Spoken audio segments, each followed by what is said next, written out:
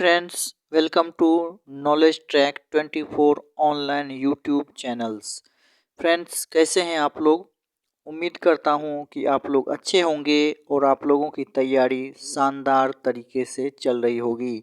Friends, जैसा कि आप जान रहे हैं कि एम्स का जो कॉमन रिक्रूटमेंट एग्जामिनेशन 18 और 20 दिसंबर को होने वाला है, उसमें कंप्यूटर से भी प्रश्न पूछे जाएंगे।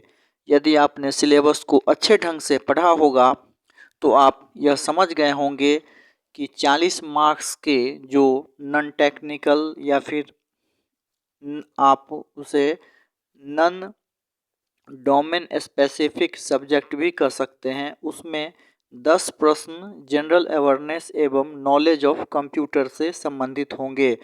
अब 10 प्रश्न चूँकि जनरल अवेयरनेस और नॉलेज ऑफ कंप्यूटर के सेक्शन से होंगे, तो ऐसे में यह तो निश्चित रूप से नहीं कहा जा सकता है कि 10 के 10 प्रश्न जो हैं वो नॉलेज ऑफ कंप्यूटर से ही रहेंगे, लेकिन यह ज़रूर कहा जा सकता है कि उसमें से यह भी संभव है कि आधे प्रश्न अर्थात 5 प्रश्न जो है 5 प्रश्न नॉलेज ऑफ कंप्यूटर के सेक्शन से हो सकते हैं, या फिर 4 या 3 प्रश्न जो है नॉलेज ऑफ कंप्यूटर सेक्शन से हो सकते हैं। कुल 10 प्रश्नों की संख्या जो होगी उसमें जनरल अवेयरनेस और नॉलेज ऑफ कंप्यूटर दोनों से मिले जुले हुए प्रश्न हो सकते हैं। लेकिन एम्स के द्वारा प्रीवियस में जो एग्जामिनेशन कंडक्ट करवाया गया है, डिपार्टमेंटल एग्जामिनेशन की यदि बात करें, तो उसमें भी इस तरह के 10 प्रश्न जो कि जनरल अवेयरनेस और कंप्यूटर नॉलेज से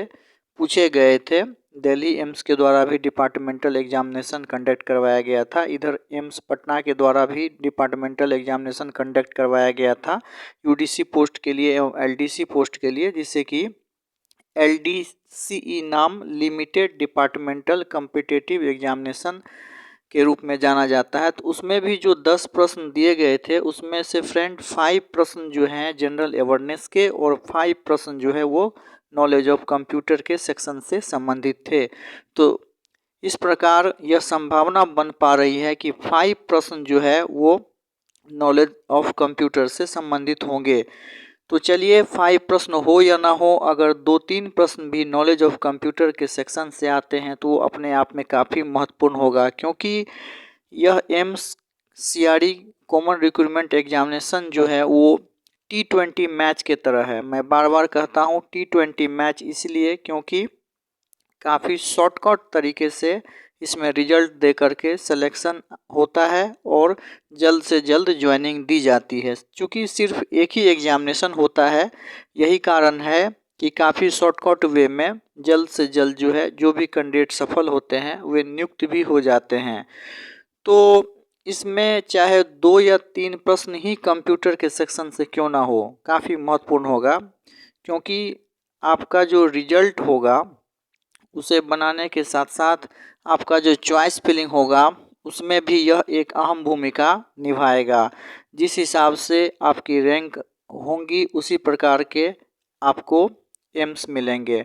आपका जो चॉइस होगा, चॉइस फिलिंग तभी मिल पाएगा जबकि आप हाई रैंकर होंगे। अच्छे मार्क्स के साथ यदि आप सक्सेस होंगे तो आप जिस एम्स में जॉब करने का अपना मन बना रखे हैं, चाहे वो एम्स जोधपुर हो या फिर एम्स भोपाल हो या एम्स देवघर हो, एम्स कल्याणी हो, एम्स गुवाहाटी हो या फिर एम्स नागपुर हो या फिर एम्स जम्मू हो या एम्स भटिंडा हो, जो भी एम्स के लिए आप इच्छुक हैं कि प्रायः यह देखा जाता है और सभी कैंडिडेट की अभिलाषा होती है कि उनके समीप का जो एम्स है उसमें उनका जॉब लगे। तो फ्रेंड्स, यह तभी ही संभव हो पाएगा जब आप सारे सेक्शन को अच्छे ढंग से पढ़ेंगे और किसी भी सेक्शन को इग्नोर नहीं करेंगे, चाहे वो कंप्यूटर का ही सेक्शन क्यों ना हो। तो अभी के इस वीडियो में हम लोग कंप्यूटर के 10 प्रश्न को देखेंगे,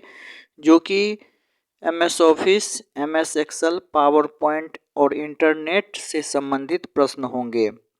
और ये जो 10 प्रश्न हम लोग देखने वाले हैं फ्रेंड्स, इसमें से 2 प्रश्न ऐसे हैं जो कि एम्स पटना के प्रीवियस जो कि रिसेंटली ऑफिस असिस्टेंट और AAO का एग्जामिनेशन हुआ था उसमें से बिल्कुल हूबहू आए हुए थे। और इसी 10 प्रश्न में एक प्रश्न जो है वो एम्स भुवनेश्वर का जो एग्जामिनेशन हुआ था उसमें भी हूबहू टैली हुआ था। यदि आपने एम्स भुवनेश्वर का एग्जामिनेशन दिया होगा तो निश्चित रूप से आप इस प्रश्न को देखे होंगे। तो चलिए आइए हम लोग सभी महत्वपूर्ण 10 प्रश्नों को देखेंगे। इन सभी 10 प्रश्नों को देखने के पश्चात आप बिल्कुल रूप से इस से आश्वस्त हो जाएंगे कि आखिर कंप्यूटर सेक्शन से, नॉलेज ऑफ कंप्यूटर से रिलेटेड जो भी प्रश्न आने वाले हैं उनका स्तर क्या है।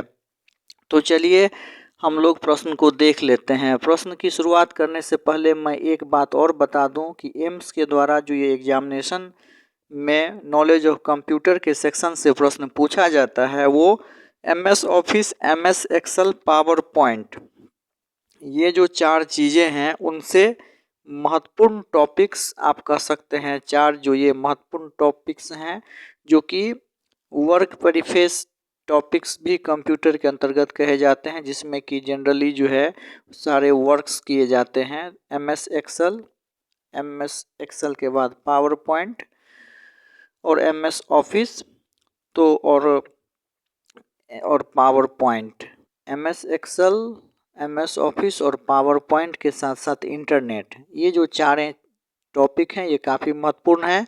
और इन्हीं से प्रश्न जितने भी एग्जामिनेशन कंडक्ट हुए हैं चाहे जिस भी पोस्ट के लिए क्यों ना हो, आप देखेंगे कि उन सभी एग्जामिनेशन में नॉलेज ऑफ कंप्यूटर से उसी 4 स्तंभ जो है MS ऑफिस हो, MS पावर पॉइंट हो या MS एक्सेल हो या फिर इंटरनेट हो, इसी से प्रश्न पूछे गए हैं।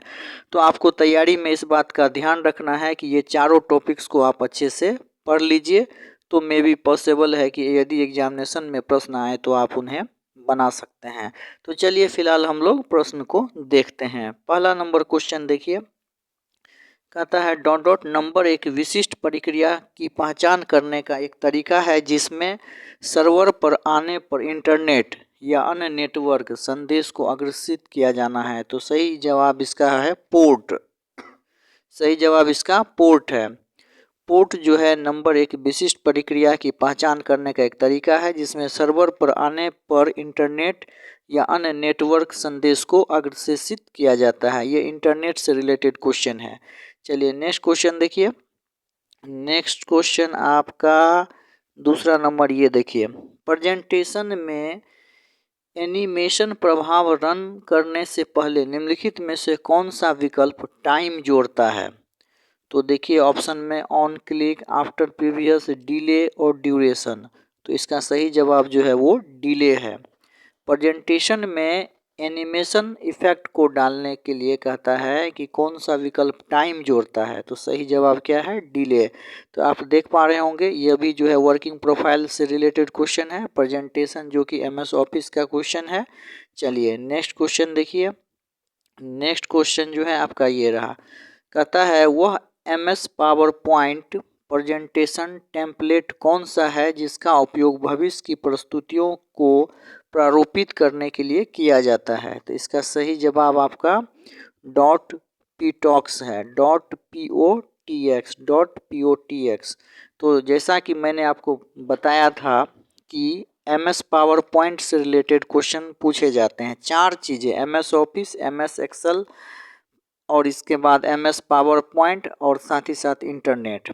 इन 4 चीज़ों को अच्छे से पढ़ लीजिए। यदि आपके पास समय है तो आप पढ़ सकते हैं या फिर पूर्व से ही आप पढ़े हुए हैं तो उसे रिवाइज कर लीजिए, काफ़ी फ़ायदा मिलेगा। डायरेक्ट हूबहू आपको MS Office, PowerPoint, Excel और इंटरनेट से संबंधित क्वेश्चन जो है पूछे जाएंगे। इंटरनेट का तो काफ़ी शॉर्ट है, ज़्यादा मतलब आप 5 या 6 पेज में अगर अच्छे ढंग से नोट्स बना लेंगे तो मे भी पॉसिबल है। इसके बाद MS एक्सेल, पावर पॉइंट और MS ऑफिस, इससे भी जो महत्वपूर्ण चीज़ें हैं उनका भी नोट्स बना करके आप पढ़ सकते हैं। तो आपने यह देख लिया, यह जो क्वेश्चन पूछा गया है वो MS पावर पॉइंट से रिलेटेड है।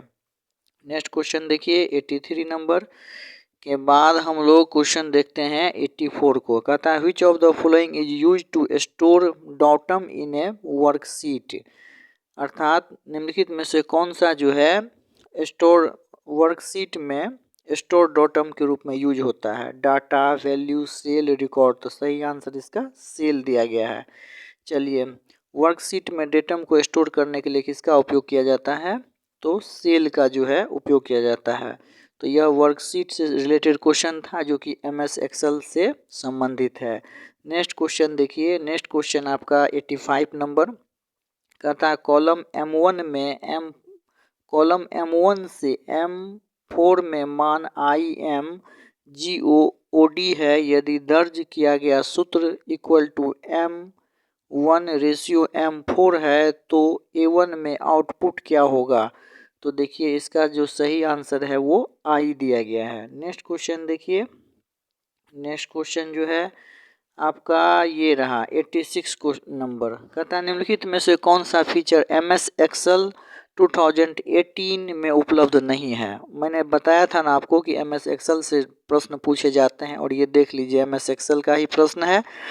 क्या प्रश्न है कि कौन सा फीचर जो है MS एक्सेल में उपलब्ध नहीं है 2014 वाले में, 2018 वाले में। तो देखिए find and select, sort and filter, auto insert, तो ऑटो इंसर्ट जो है इसका सही जवाब है। ऑटो इंसर्ट जो है फीचर MS एक्सेल 2018 में अवेलेबल नहीं है। नेक्स्ट क्वेश्चन देखिए, नेक्स्ट क्वेश्चन जो है 87 नंबर देखिए, MS एक्सेल 365 अर्थात MS एक्सेल 365 में इंसर्ट टैब के इलस्ट्रेशन ग्रुप में डॉट डॉट शामिल नहीं होता है, तो एड ऑन्स जो है वो शामिल नहीं होता है। इसके बाद नेक्स्ट क्वेश्चन देखिए 88 नंबर क्वेश्चन ये रहा, टेक्स्ट को बाएं और दाएं दोनों मार्जिन पर संरेखित करने के लिए किस टेक्स्ट संरेखन विकल्प का उपयोग किया जाता है? तो इसका जो है ऑप्शन है आपका align text left, justify, align text right, centre. तो इसका जो सही आंसर है वो जस्टिफाई है। जस्टिफाई को जो है बाएं से दाएं दोनों मार्जिन पर संरक्षित करने के लिए टेक्स्ट संरेखन विकल्प के रूप में यूज किया जाता है। नेक्स्ट क्वेश्चन देखिए 89 नंबर, MS वर्ल्ड। देखिए ये MS वर्ल्ड से सीधा क्वेश्चन है। MS वर्ल्ड में टेक्स्ट को केंद्र में संरेखित करने के लिए शॉर्टकट कमांड क्या है? देखिए शॉर्टकट की से कई प्रश्न पूछे जाते हैं। इससे पहले एम्स पटना में भी जूनियर एडमिनिस्ट्रेटिव असिस्टेंट के एग्जामिनेशन में शॉर्टकट से 3 क्वेश्चन पूछे गए थे। तो वैसे फ्रेंड्स जो कि MS वर्ल्ड पे कार्य कर रहे हैं या फिर MS वर्ल्ड का प्रैक्टिस है उनको, या फिर MS वर्ल्ड की अच्छी से वो पढ़ाई किए हुए हैं, तो उनके लिए ये सब क्वेश्चन काफ़ी आसान होता है। जनरल स्टूडेंट जो कि जनरल कॉम्पिटिटिव एग्जामिनेशन की तैयारी करता है, मैथ, रीजनिंग, इंग्लिश, जीके और करंट अफेयर्स से रूबरू होते रहता है, उनको जो है ये MS Office, PowerPoint, Excel, internet का जो सेक्शन है वो टफ हो जाता है। मैं ये मानता हूँ, समय चूँकि काफ़ी कम है तो ऐसे में आप जो मुख्य पॉइंट्स हैं उसे ही पढ़ने की ज़्यादा प्रयास करें। हालांकि शॉर्टकट का जो ये है एक क्वेश्चन जरूर इससे पूछा जाता है, यदि आप कर सकते हैं तो निश्चित रूप से कर लें। जो MS वर्ल्ड 2013 में टेक्स्ट को केंद्र में संरक्षित करने के लिए शॉर्टकट कमांड क्या है? तो शॉर्टकट कमांड जो है आपका वो Ctrl+E होता है। चलिए नेक्स्ट क्वेश्चन हम लोग देख लेते हैं 90 नंबर और ये लास्ट जो है क्वेश्चन है। MS वर्ल्ड 2013 में मुद्रित की जा सकने वाली प्रतियों की अधिकतम संख्या डॉट डॉट है जैसा कि प्रिंट मेनू में दिखता है, तो ये हो गया 32,767। तो फ्रेंड्स जैसा कि आपने देखा ये जितने कंप्यूटर के सेक्शन अर्थात नॉलेज ऑफ कंप्यूटर से प्रश्न थे वे सभी MS Word, MS Office, PowerPoint, Excel और इंटरनेट, 4 जो स्तंभ हैं वो तो मेन ही हैं, उसके साथ इंटरनेट से भी रिलेटेड थे। तो उम्मीद करता हूँ कि यदि आप MS Excel, MS Office, MS PowerPoint और MS वर्ल्ड के साथ साथ इंटरनेट को अच्छे ढंग से पढ़ लेंगे तो कंप्यूटर से जो भी प्रश्न आएंगे उसमें से आप कुछ ना कुछ ज़रूर जो है सही कर सकते हैं। ऐसा आशा ही नहीं बल्कि विश्वास के साथ आप सोच सकते हैं। चलिए फ्रेंड्स, मिलेंगे वीडियो के नए सेक्शन में। तब तक के लिए जय हिंद, जय भारत। आपका दिन शुभ हो।